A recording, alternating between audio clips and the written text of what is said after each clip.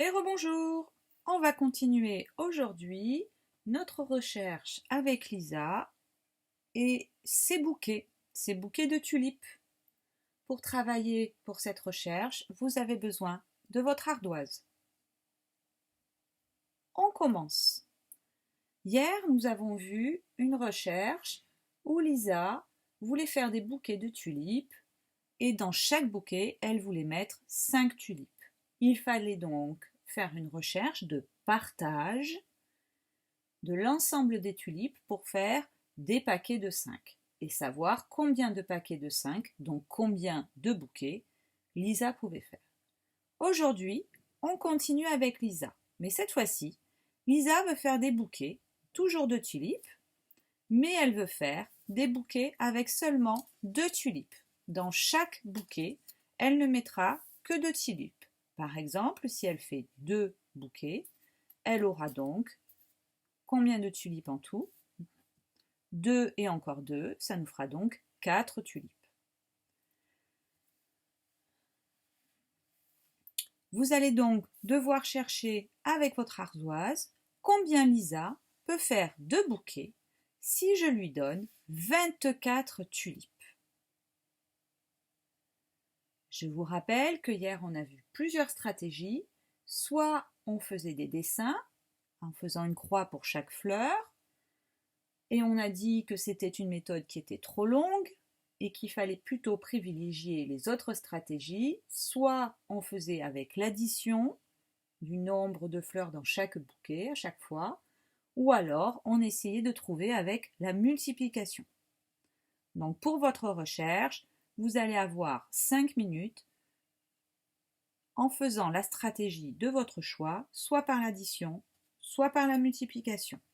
Vous mettez sur pause et dans 5 minutes, on se retrouve pour faire la correction.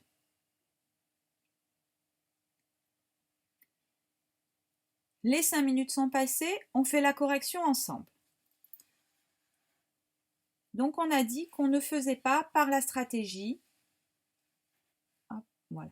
On ne faisait pas par la stratégie des dessins, puisque s'il fallait dessiner, même en faisant des croix, 24 croix, ça allait prendre beaucoup de temps, et en plus on peut se tromper sur le nombre de tulipes que l'on va mettre. On va donc essayer de privilégier les deux autres stratégies, soit par l'addition, soit par la multiplication. Si on choisit de faire sa recherche par l'addition, on va donc prendre le nombre de tulipes dans chaque bouquet, c'est-à-dire 2 tulipes, et on va essayer d'arriver jusqu'à 24. Donc on prend 2 tulipes, 2, ça fait un bouquet. On en rajoute encore 2 tulipes, deuxième bouquet. Et on va ainsi chercher combien on doit mettre le nombre 2 pour arriver jusqu'à 24. Soit on fait par le calcul, on se dit donc 2 plus 2 ça fait 4, et puis je rajoute 2, 4 plus 2 ça va faire 6, et encore 2, 6 plus 2 ça va faire 8, et encore 2, 8 plus 2 ça va faire 10, et ainsi de suite jusqu'à ce qu'on ait 24. Ou alors, on peut également, ce qui va plus vite, lorsque l'on sait compter de 2 en 2, dire les nombres dans sa tête. 2, 4, 6, 8, 10, 12, 14, 16, 18, 20, 22, 24. Ça y est, je suis arrivée à 24, je peux écrire que c'est égal à 24. Maintenant, pour savoir le nombre de bouquets qu'elle va faire, il va suffire de compter combien de fois on a mis le nombre 2.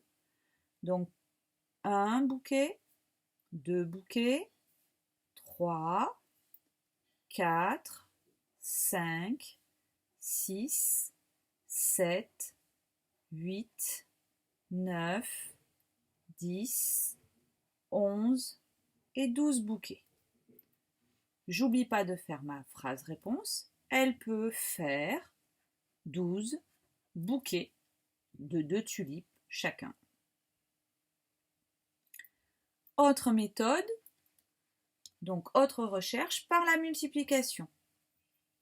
Faire sa recherche par la multiplication, ça revient à se demander combien de fois je vais avoir 2 dans le nombre 24. Vous connaissez tous normalement vos doubles, et 24, le double de 24, c'est 12. Souvenez-vous que les doubles, c'est 2 fois un nombre. Donc, 2 fois 12, ça fait donc bien 24. Combien de fois j'ai donc 2 tulipes, un bouquet? Pour avoir 24 tulipes, je l'ai donc 12 fois.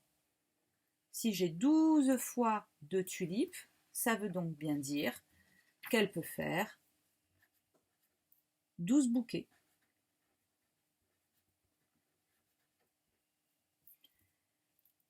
Donc maintenant que l'on a revu ensemble les stratégies, vous avez bien compris qu'on élimine la stratégie par le dessin, même si elle peut donner le bon résultat, mais c'est une méthode qui est trop longue. Vous allez donc essayer, pour faire vos exercices dans le fichier de CapMath, de choisir la stratégie dans laquelle vous vous sentez le plus à l'aise, soit la stratégie par l'addition, soit la stratégie par la multiplication. Vous n'avez plus maintenant qu'à prendre votre fichier à la page 85, de faire vos exercices 3 et 4, mais attention, souvenez-vous de la procédure que l'on doit mettre en place pour faire un problème. Une fois, première fois, je fais une lecture de la totalité du problème, ce qui est écrit, ce qui est illustré. À la deuxième lecture, je souligne ce qui est, j'entoure ce qui est important, ce qui me paraît important pour pouvoir faire ma recherche. Je relis la question que l'on me pose en soulignant les mots qui vont me servir à faire la phrase-réponse. Je fais ma recherche et j'écris ma phrase-réponse. Et comme c'est une phrase, ça commence par une majuscule, ça finit par un point. Et surtout, je copie sans erreur les mots de la question pour faire la phrase-réponse. Je vous souhaite une bonne journée et je vous dis à la semaine prochaine.